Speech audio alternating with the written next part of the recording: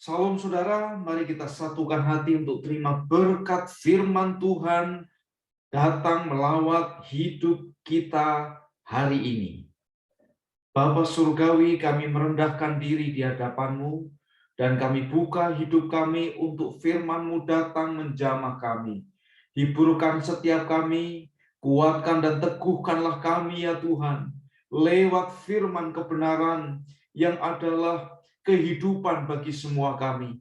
Kami mohon urapan dari Roh Kudus, menjamah mengurapi baik yang mendengar maupun yang menyampaikannya. Kami mohon kami dibungkus dengan kuasa darah Yesus. Dan setiap kuasa-kuasa iblis yang ingin turut ambil bagian dalam momen ini, kami patahkan di dalam nama Tuhan Yesus. Kami usir keluar sekarang juga. Terima kasih Bapa. Dalam nama Tuhan Yesus kami bersyukur, kami berdoa. Amin. Puji Tuhan. Saudara, shalom. Bagaimana kabar? Saya harap setiap kita berada di dalam keadaan yang baik, keadaan yang semakin dekat dengan Tuhan. Apapun keadaan yang saat ini Bapak Ibu Saudara sedang alami, satu hal yang jangan pernah lupa dan abaikan, dekat dengan Tuhan. Amin. Mari kita akan melihat firman Tuhan dan mendengarkannya pada hari ini. Firman akan menjamah hidup kita dengan satu kuasa yang luar biasa. Firman Tuhan akan datang dalam kehidupan kita. Lihat dalam kitab Mazmur pasal yang ke-73. Lihat Mazmur pasal yang ke-73. Hari ini Bapak Ibu Saudara,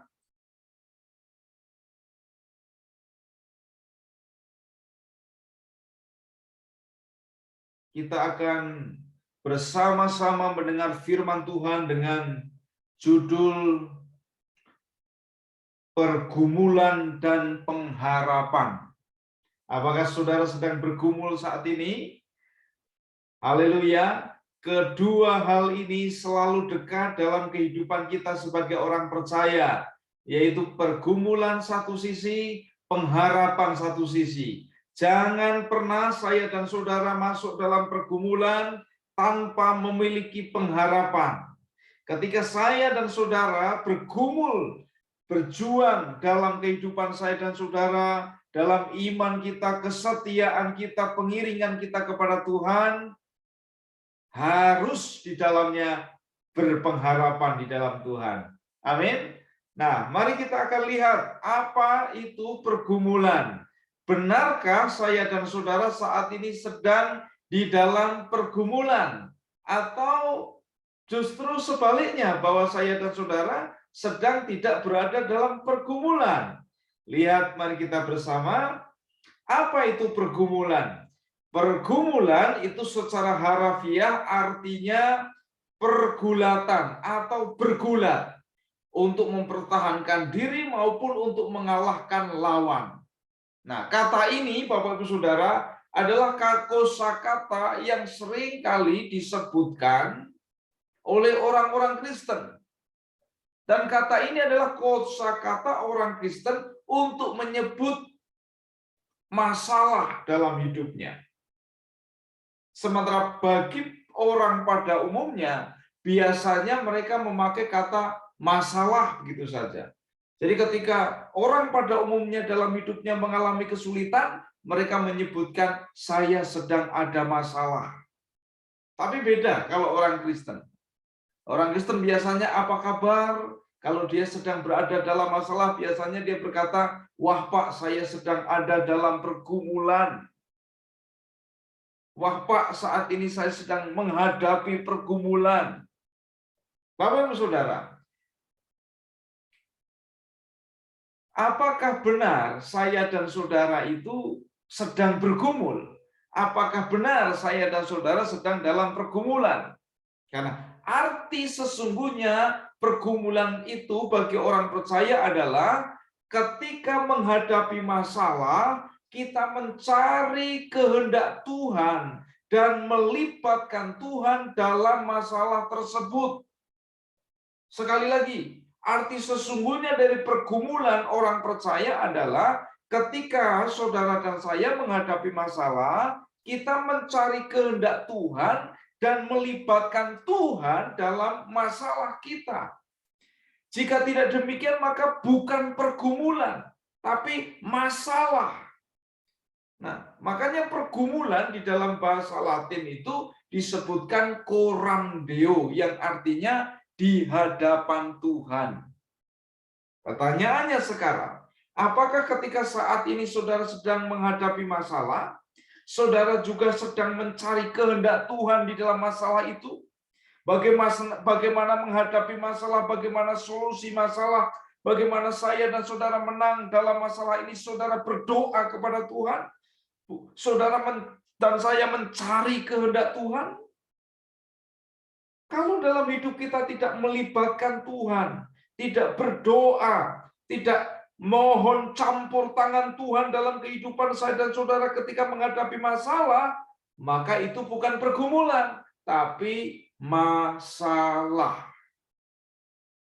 Kata bergumul ini mengacu kepada peristiwa ketika Yakub di tepi sungai Yabok bergumul semalam-malaman, bergulat semalam-malaman dengan Tuhan waktu itu dalam perwujudan teofaninya, sehingga ketika itu kemudian Yakub berubah namanya menjadi Israel. Yakub, si cacing Yakub, si penipu Yakub itu bergumul, bergulat semalam-malaman. Dan setelah pagi menyingsing, dia memenangkan pergulatan itu dan akhirnya dia berubah, bukan lagi penipu, tetapi menjadi Israel, pangeran Allah. Jadi saya mau menyampaikan pesan dari Tuhan yang kuat kepada Bapak, Ibu, saya, dan saudara. Ketika saya dan saudara melibatkan Tuhan dalam kesulitan, dalam menghadapi masalah, saudara dan saya sedang bergumul. Dan pergumulan selalu akan menghasilkan kemuliaan. Pergumulan yang sedang kita gumuli, itu selalu akan menghasilkan perubahan hidup yang luar biasa. Beda kalau hanya masalah. Kalau saudara dan saya tidak melibatkan Tuhan dan Tuhan tidak diundang untuk ikut campur tangan dan kita tidak mencari kehendaknya, maka yang terjadi masalah, dan masalah hanya ada dua, saudara kalah atau saudara dan saya menang dari masalah. Jadilah kita bergumul. Amin. Lalu selanjutnya, apa itu pengharapan? Apa itu pengharapan? Dalam bahasa Yunani, kata pengharapan, bahasa Yunani adalah bahasa asli Alkitab Perjanjian Baru. Dikatakan dengan kata elpis, yang artinya menantikan yang baik. Sementara dalam bahasa Ibrani, itu disebutkan dengan kata mikveh, yang artinya sangat menantikan yang baik. Nah, artinya berarti apa? Berpengharapan artinya sangat menanti-nantikan yang baik dari Tuhan. Ini berlawanan dengan khawatir dan takut. Khawatir dan takut itu pengharapan juga, tapi pengharapan yang negatif. Pengharapan yang menanti-nantikan yang negatif datang. Yang buruk datang dalam kehidupan saya dan saudara. Oleh sebab itu, kalau saat ini saudara dan saya, saudara sedang mengalami takut, sedang mengalami khawatir, ganti takut dan khawatir dengan pengharapan. Ibrani pasal yang ke-6 ayat 19 mengatakan, pengharapan itu adalah sauh yang kuat dan aman bagi jiwa kita, yang telah dilabuhkan sampai ke belakang tabir. Haleluya Bapak Ibu Saudara. Jadi pengharapan itu sauh yang kuat. Kapal akan aman mengalami goncangan badai, topan angin kencang. Kalau kapal itu ada sauhnya dan sauhnya sudah dijatuhkan ke dasar laut, maka sauh itu akan membuat kapal itu tidak hanyut. Oleh sebab itu Bapak Ibu Saudara, kalau saya dan saudara punya pengharapan, pasti saya dan saudara tidak akan hanyut, tidak akan kalah, tidak akan dihempas oleh angin sakal sekalipun. Amin. Oleh sebab itu Abraham dalam penantiannya, karena dia punya pengharapan, dia melakukan apa? Ibrani 6 ayat 15 dikatakan kesaksiannya dari Alkitab ini apa? Abraham menanti dengan sabar, dan dengan demikian ia memperoleh apa yang dijanjikan kepadanya. Apa itu yang dijanjikan? Soal keturunan yang lahir dari rahim istrinya yang sah, yaitu Sarai. Mengapa Abraham begitu bisa menanti? Mengapa Abraham kemudian tidak putus asa? Karena Abraham punya pengharapan. Haleluya. Kembali kepada Mazmur pasal 73. Kita akan lihat pesan Tuhan dan mendengar pesan Tuhan dari satu pasal ini, kesaksian dari seorang hamba Tuhan yang bernama Asaf. Jadi Mazmur 73 ayat 1 sampai 28 ini mengisahkan pergumulan hidup dari seorang anak Tuhan. Bukan hanya anak Tuhan, tapi juga dia hamba Tuhan. Ia bernama Asaf. Siapa Asaf? Asaf adalah seorang pelayan pujian dan penyembahan di bait Allah. Apa yang ia telah lewati, yaitu pergumulan yang berat, pergumulan yang begitu miris. Nanti kita akan melihat bagian per bagian. Namun apa yang sudah ia telah lewati bersama-sama dengan Tuhan, Bapak Ibu Saudara, ia memiliki kesimpulan. Lihat, Mazmur 73 ayat 1 dikatakan firman Tuhan apa?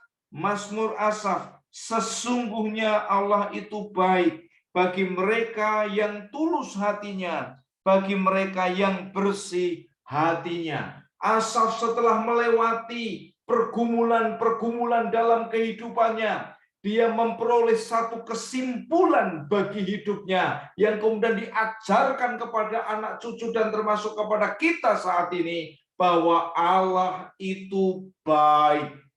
Sekali lagi, Allah itu baik.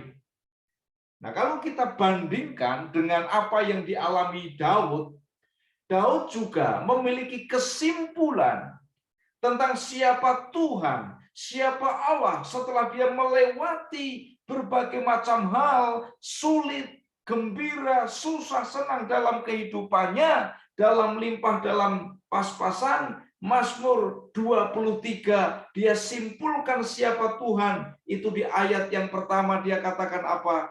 Tuhan adalah gembalaku. Yang kemudian selanjutnya, takkan kekurangan aku, ia membimbing aku ke air yang tenang, ia menyegarkan jiwaku, ia menuntun aku di jalan yang benar oleh karena namanya. Aku tidak takut bahaya sekalipun berjalan dalam lembah kekelaman, sebab Tuhan menyertai. Gada dan tongkat Tuhan adalah penghiburan. Tuhan menyediakan hidangan di hadapan para lawan-lawan. Tuhan mengurapi kepalanya dengan minyak, langkah kakinya meninggalkan kebajikan dan kemurahan, dan dia akan tinggal dalam rumah Tuhan sampai selama-lamanya. Daud juga sama seperti Asaf. Dia memiliki kesimpulan tentang siapa Tuhan. Bapak Ibu Saudara, mari Tuhan sedang ajar saya dan saudara dalam melalui proses-proses yang sedang terjadi dalam Bapak Ibu saya dan saudara, untuk saya dan saudara memiliki pengenalan yang makin dalam dengan Tuhan. Oleh sebab itu, jangan hadapi masalah tanpa Tuhan. Jangan menghadapi kesulitan tanpa Tuhan. Mari hadapi apa yang sulit, apa yang susah hari ini bersama dengan Tuhan, sehingga apa yang kita hadapi itu berubah menjadi pergumulan. Kalau saya dan saudara itu masuk dalam pergumulan, maka saya dan saudara akan mengenal siapa Tuhan makin dalam. Haleluya. Amin. Nah, kita akan belajar Bapak Ibu Saudara, apa pergumulan Asaf? Apa yang digumuli oleh Asaf, Bapak Ibu? Yang pertama yang digumuli oleh Asaf adalah perasaan cemburu melihat kemujuran orang fasik. Mari lihat ayat 2 sampai 12. Tetapi aku sedikit lagi maka kakiku terpeleset, nyaris aku tergelincir, sebab aku cemburu kepada pembual-pembual. kalau aku melihat kemujuran orang-orang fasik, sebab kesakitan tidak ada pada mereka, sehat dan gemuk tubuh mereka tidak mengalami kesusahan manusia, dan mereka tidak kena tulah seperti orang lain. Sebab itu mereka berkalungkan kecongkakan dan berpakaian kekerasan. Karena kegemukan, kesalahan mereka menyolok. Hati mereka meluap-luap dengan sangkaan. Mereka menyindir dan mengata-ngatai dengan jahatnya. Hal pemerasan dibicarakan mereka dengan tinggi hati. Mereka membuka mulut melawan langit, dan lidah mereka membual di bumi. Sebab itu orang-orang berbalik kepada mereka, mendapatkan mereka seperti air yang melimpah-limpah. Dan mereka berkata, bagaimana Allah tahu hal itu? Adakah pengetahuan pada yang maha tinggi? Sesungguhnya itulah orang-orang fasik. Mereka menambah harta, benda, dan senang selamanya. Bapak Ibu Saudara, ketika Asaf melihat bagaimana kehidupan orang-orang fasik secara kasat mata, Asaf melihat kemujuran, Asaf melihat kemapanan, Asaf melihat sepertinya tidak pernah ada masalah, kehidupan mereka senang-senang saja, padahal mereka menghujat Allah, padahal mereka tidak percaya kepada Tuhan, padahal mereka menghina Tuhan, dan hidup mereka itu bobrok, tapi kok hidup mereka lebih enak dari saya ya? Asaf cemburu. Apa sebab Asaf cemburu? Karena Asaf mulai membanding-bandingkan hidupnya dengan hidup tetangganya, atau hidupnya dengan orang yang fasik itu. Dia mulai banding-bandingkan, Bapak Ibu Saudara. Garis bawahi kata membanding-bandingkan. Saya dan saudara sebagai anak-anak Tuhan, Bapak Ibu Saudara, tidak boleh membanding-bandingkan hidup kita, keadaan kita dengan orang yang tidak kenal Tuhan. Mengapa? Karena nggak sebanding. Nggak boleh dibandingkan karena nggak sebanding. Kalau saya dan saudara membanding-bandingkan, itu artinya saya dan saudara merasa dan menurunkan kemuliaan Allah dalam diri kita, panggilan Allah dalam hidup kita, menjadi sebanding dengan orang yang tidak mengenal Tuhan. Saudara dan saya adalah anak-anak Tuhan. Asaf pernah khilaf. Dia membanding-bandingkan antara keadaannya dengan keadaan orang fasik. Itu juga seringkali saya dan saudara juga lakukan. Mengapa membanding-bandingkan? Karena Asaf memiliki standar sukses yang salah. Asaf memiliki standar keberhasilan yang salah. Bagi Asaf keberhasilan itu ya hal-hal yang duniawi itu. Makan kenyang, banyak uang, hidup senang terus-menerus. Itu sukses. Dan itu juga sukses yang didefinisikan atau diartikan, yang disuguhkan dunia kepada manusia, termasuk kepada saya dan saudara. Tapi perhatikan, sukses kita sudah harus berbeda. Sukses seorang anak Tuhan adalah ketika dia berjalan, berkenan, dan berhasil taat dalam hidupnya setiap hari, menuntaskan perkara Tuhan, menuntaskan kehendak Tuhan dalam hidup saya dan saudara. Itu sukses. Amin. Jadi hati-hati saya dan saudara, jangan banding-bandingkan hidup kita dengan orang lain. Kalau saya dan saudara banding-bandingkan, itu artinya saya dan saudara sebanding dengan itu. Masa surga sebanding dengan neraka? Masa kemuliaan sebanding dengan kehinaan? Masa terang sebanding dengan gelap? Enggak sebanding. Bertobat ayo. Saya pernah mengalami, Bapak Ibu. Bagaimana kemudian saya cemburu sama seperti Asaf. Ketika pada waktu itu saya masih sekolah, ya, di gereja juga masih menjadi kacung, hambanya Tuhan, kacung hamba Tuhan, nggak punya apa-apa, pas-pasan, berkas kasih sebulan hanya cukup untuk beli sabun, transportasi. Lalu saya lihat, saya bandingkan dengan teman saya yang dulu sama-sama bekerja dengan saya, yang dulu bawahan saya, sekarang sudah naik motor. Sekarang saya sudah pegang HP. Saya masih membeli. masih modal madil, masih nggak jelas. Sekolah, pelayanan juga masih belum jelas. Rasanya Bapak Ibu, rasanya saya meninggalkan pelayanan. Kenapa? Karena saya banding-bandingkan. Karena saya cemburu. Kenapa? Karena saya turun dan menganggap keberhasilan itu seperti itu. Orang berhasil itu punya motor. Orang berhasil itu punya HP. Ya, jangan rendahkan diri. Orang berhasil itu bukan hanya punya HP, bukan hanya punya motor. Berhasil kita harus berhasil menurut Tuhan. Dan itu jauh lebih dahsyat dari definisi dunia. Amin. Lalu selanjutnya yang kedua, apa pergumulan Asaf? Pergumulan Asaf adalah mempertahankan hati bersih dan setia meskipun dalam kesulitan. Lihat ayat 13 sampai 16. Sia-sia sama sekali aku mempertahankan hati yang bersih dan membasuh tanganku tanda tak bersalah. Namun sepanjang hari aku kena tulah dan kena hukum setiap pagi. Seandainya aku berkata, aku mau berkata-kata seperti itu, maka sesungguhnya aku telah berkhianat kepada angkatan anak-anakmu.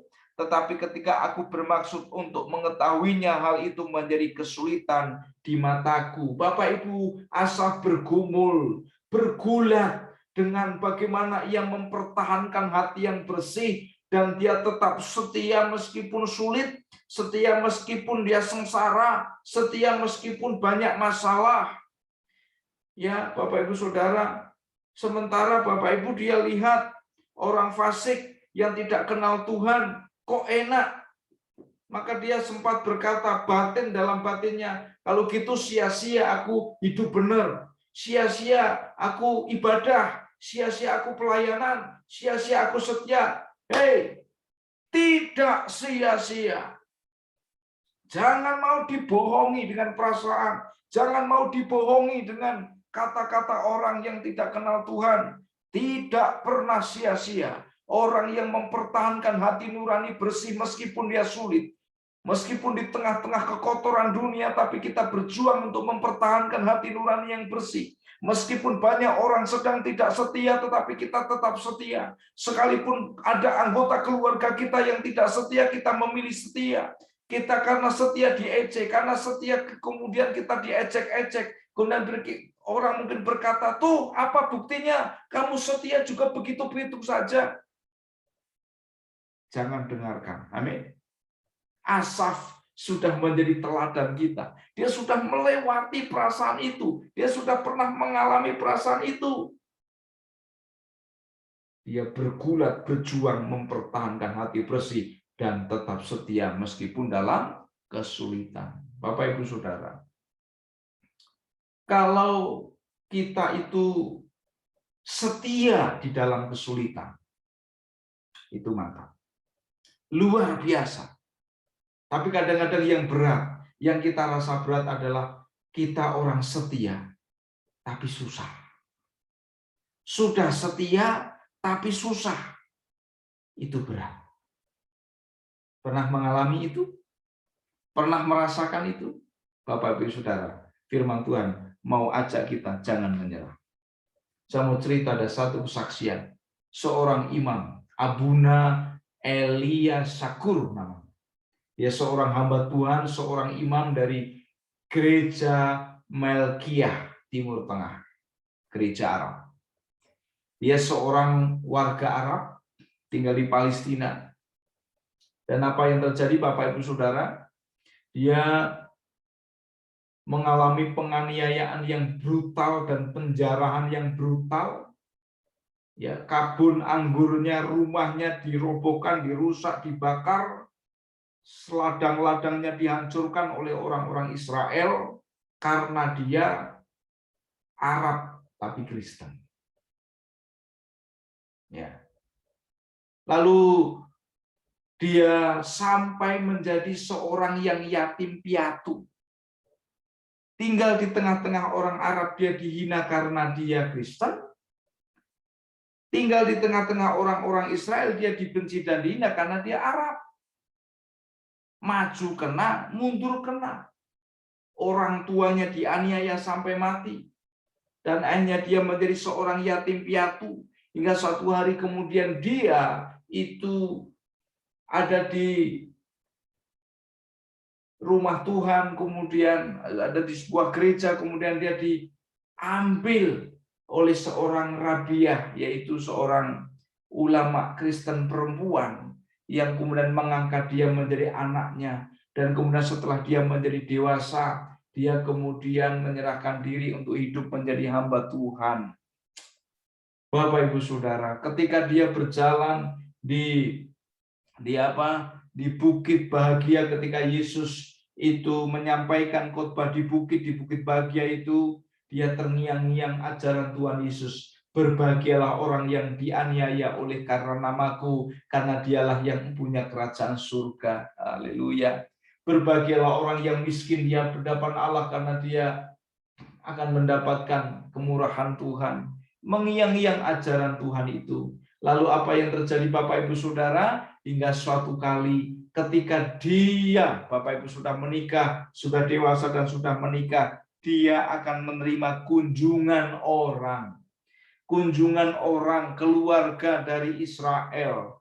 Dan tradisi Timur Tengah itu kalau dengan tamu sangat menghormati, sehingga dia memerintahkan anaknya untuk menyembelih kambing yang terbaik untuk menjamu tamu yang besok akan datang. Dan kaget Bapak Ibu Saudara, rupanya tamu yang datang esok harinya itu adalah orang dan keluarga yang sudah menjarah raya, menyiksa, membunuh orang tuanya, dan menghancurkan, merampok ladang anggurnya dan rumahnya. Bapak Ibu Saudara, disitulah dia kemudian berdoa, bergumul kepada Tuhan, ajari aku untuk mengampuni orang yang telah berbuat jahat kepadaku. Tuhan, ajari aku untuk mengasihi orang dengan kasih yang benar-benar yang Engkau ajarkan, Bapak Ibu Saudara.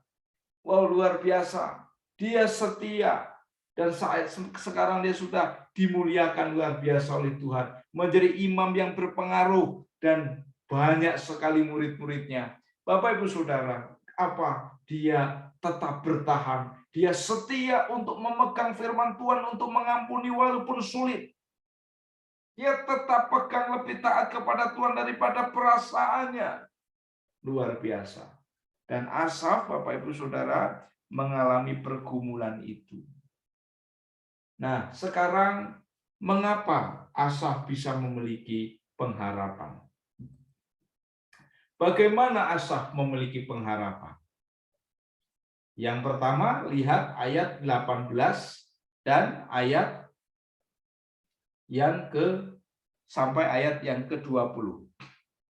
Firman Tuhan mengatakan, sesungguhnya di tempat-tempat licin kau taruh mereka. Kau jatuhkan mereka sehingga hancur. Betapa binasa mereka dalam sekejap mata. Lenyap, habis oleh karena kedahsyatan. Seperti mimpi pada waktu terbangun, ya Tuhan. Pada waktu terjaga, rupa mereka kau pandang hina. Bapak Ibu Saudara, apa yang membuat kemudian Asaf berharap kepada Tuhan? Kegelapan, kelam kabut pandangannya tentang kecemburuan melihat hidup enak orang fasik, Bapak Ibu, gugur ketika Asaf masuk ke tempat kudus, masuk ke hadirat Tuhan. Dia dekat dengan Tuhan, sekalipun keadaannya sulit, sekalipun ada masalah, dia memilih dekat dengan Tuhan, sebab tanpa dekat dengan Tuhan tidak ada solusi. Tanpa dekat dengan Tuhan tidak ada pandangan yang terang. Tanpa dekat dengan Tuhan tidak ada kekuatan baru. Tidak ada pendapat dan kesimpulan yang benar. Tapi ketika Asaf memutuskan untuk masuk ke ruang kudus Tuhan, lalu di sanalah kemudian mata hatinya terbuka. Mata rohaninya dicelikkan oleh Tuhan. Bagaimana dia melihat dari sudut pandang Tuhan, orang-orang yang dianggapnya itu enak hidupnya, orang-orang yang dianggap hidupnya makmur, orang-orang yang dianggap mujur itu sebenarnya Dari kacamata hadirat Tuhan, orang-orang itu ada di tempat-tempat yang berbahaya. Orang-orang itu ada di tempat yang licin dan membahayakan, yang membinasakan mereka. Di sanalah kemudian Bapak Ibu Saudara, Asaf terbelalak dan Asaf menyadari bahwa pendapatnya selama ini, pandangannya selama ini tentang orang fasik salah. Selama ini dia berkata mereka mujur tanpa Tuhan, aku sia-sia dengan Tuhan tapi nggak mujur. Hari itu dia bertobat, rupanya ya Tuhan, mereka berada di tempat yang sangat berbahaya dan membinasakan. Bapak Ibu Saudara, Asaf berpengharapan karena Asaf dekat dengan Tuhan. Saudara, kecenderungan ketika saya dan saudara sulit, kecenderungan ketika saya dan saudara ada masalah, kecenderungan ketika saya dan saudara ada tantangan, itu nggak dekat dengan Tuhan. Yang tadinya rajin pelayanan mulai mundur teratur. Yang tadinya begitu setia beribadah mulai mundur teratur. Hei, Bapak Ibu Saudara, firman Tuhan ajarkan kepada kita dekat dengan Tuhan. Tidak semua yang berkilau-kilauan itu emas. Sekali lagi, tidak semua yang berkilau-kilauan itu emas. Asaf melihat kilau-kilauan dari kehidupan orang-orang fasik. Dia selama ini memandang orang-orang itu berkilau seperti emas, bersinar cemerlang. Rupanya yang berkilau-kilau itu bukan emas. Betul kan? Tidak semua yang berkilau itu emas. Ada tembaga, ada besi putih mungkin. Mari dekat dengan Tuhan. Lalu selanjutnya yang kedua, bagaimana Asaf membeli pengharapan? Karena Asaf mengikuti nasihat Tuhan. Mazmur 72 ayat 24 dikatakan di situ apa? Dengan nasihatmu engkau menuntun aku, dan kemudian engkau mengangkat aku ke dalam kemuliaan. Haleluya. Asaf ketika berada di hadirat Tuhan, Asaf dinasihati oleh Tuhan. Asaf menerima firman Tuhan yang memberitahu kepada Asaf tentang hal yang sesungguhnya. Dan Asaf dinasehati tentang sikap hatinya yang salah, dinasehati tentang ukuran sukses yang salah, dinasehati untuk tidak cemburu dengan orang-orang yang tidak kenal dengan Tuhan. Lalu Asaf mengikuti nasihat Tuhan. Dan karena Asaf mengikuti nasihat Tuhan, maka Asaf diangkat ke dalam kemuliaan. Bapak Ibu Saudara, itulah pergumulan. Pergumulan itu kita mencari kehendak Tuhan di tengah-tengah kesulitan kita. Jadi mari cari kehendak Tuhan, terima nasihat Tuhan, terima tuntunan Tuhan ketika saya dan saudara dalam doa. Maka saudara dan saya akan mendapatkan tuntunan-tuntunan yang menakjubkan. Haleluya.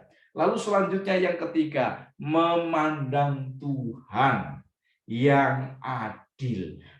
Mazmur 72 ayat 25 sampai 28 dikatakan apa?